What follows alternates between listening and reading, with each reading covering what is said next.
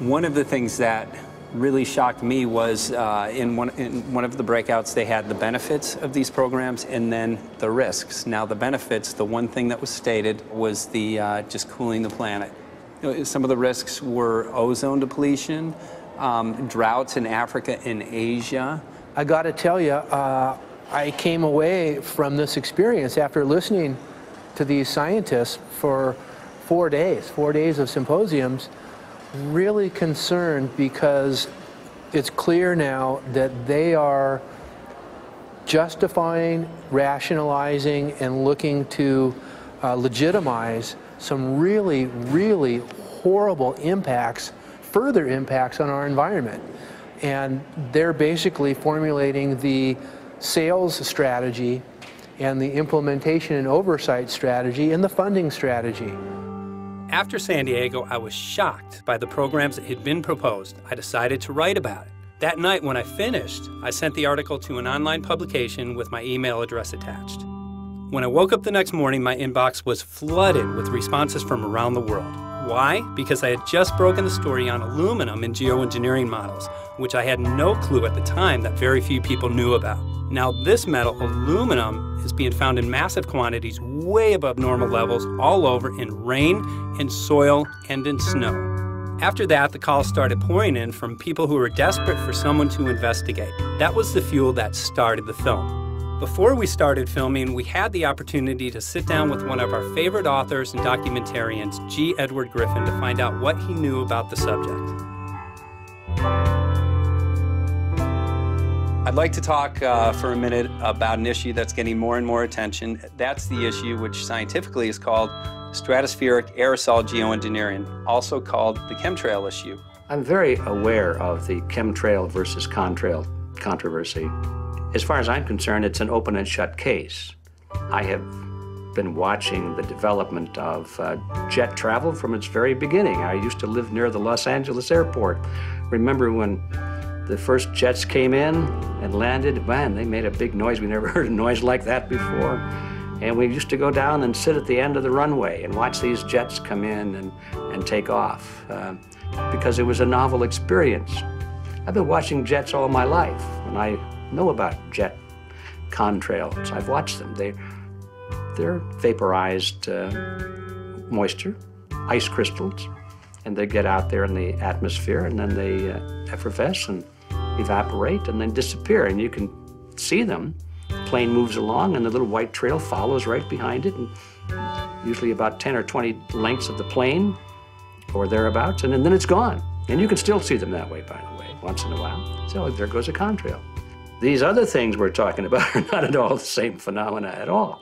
These planes go by, and they billow out this white smoke, and it covers the sky from horizon to horizon. It doesn't dissipate at all.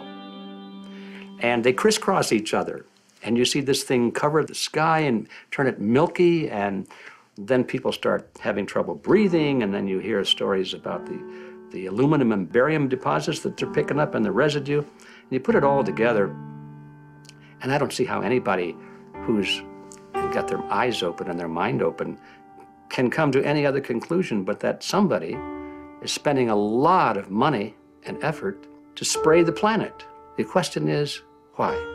I have my own theories, but I hope that there will be some good investigative reporters go out there and get us the answer.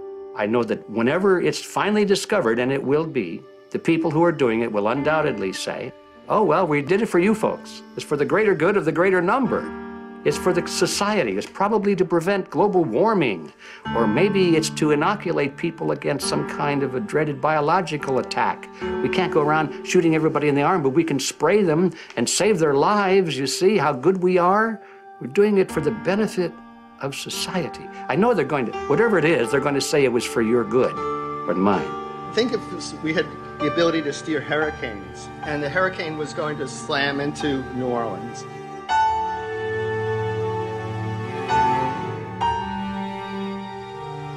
And let's say you could steer it so it would hit Mississippi instead, where for 100, that means I would be willing to more or less kill 18 Mississippians to save 1,800 New Orleanians.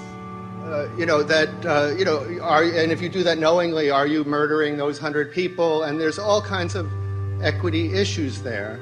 Now, also, we might be wrong about our steering, and if we didn't do the research right, maybe our steering would intensify Katrina and even kill more people in New Orleans. And so this question of how do you develop the confidence to know that your intervention will reduce overall damage, and then how do you deal with the understanding that you might be damaging some people who wouldn't have been damaged before while saving people overall?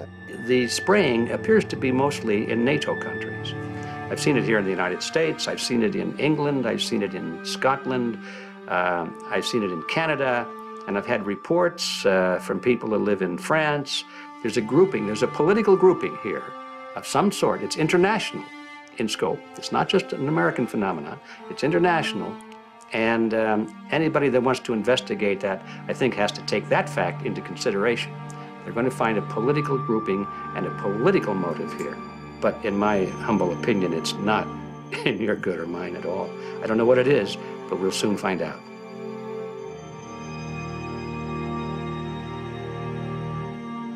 I'm sure that if you follow the old advice, which is follow the money, you'll come to the answer sooner or later. Soon we realized that we all shared the same need to get this information out there, to share with the public, to let people know what is being done.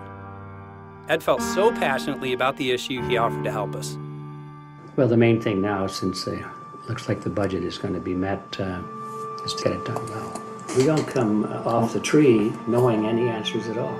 Yeah, we're not scientists. We're just asking questions, exactly. And we've got to be very skeptical about the answers. That's it's totally accurate, totally honest. Why can't people see this? They're not hearing it. They don't know that the facts are not being presented to them. We're very lucky, you know that? Look at this opportunity that's been dumped on us. I know. Opportunity. This is going to this is going to be a battle. I know that. Challenge and a battle, but I mean, why are we here if it's not for that? You can go to a short break with DJ Foxy. Can't go to get hold of tomorrow, so it's going to be you for the moment. I'll call him again. So. Sounds good. I saw the sky crisscross with chemtrails, and I can't remember if it was in LA or if I was on the road, but I had looked up one day, and I thought, look at that. That's not the flight path, man. That was a grid, a regular grid over the city, and I couldn't believe my eyes. Milky white clouds. And, it all seems very obvious, and now the evidence of what we have on the ground with the aluminum, the barium, strontium, and with what we see in the patents and what the geoengineers say are going to happen, I mean, for the everyday Joe, this is a slam dunk. This is a very delicate moment for the powers that be, because they're taking a covered-up operation like the tropospheric aerosol program, or chemtrails, Project Icarus, whatever. It's had many names over the years.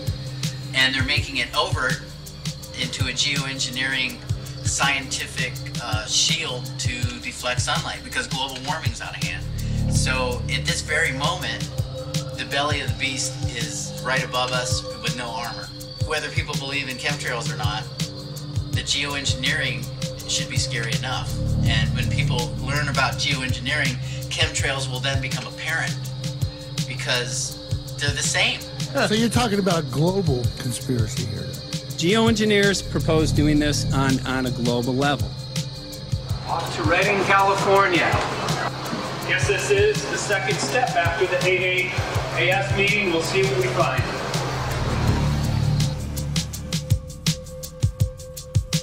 Right here in Northern California at Dana Wigginton's house. He owns over 2,000 acres overlooking Lake Shasta. He told me about some of the challenges that they're having up here. Let's go and talk to Dane. We'll see, what's going on his property. We'll see what he's going through and also what action he's taking based on the test results that he has.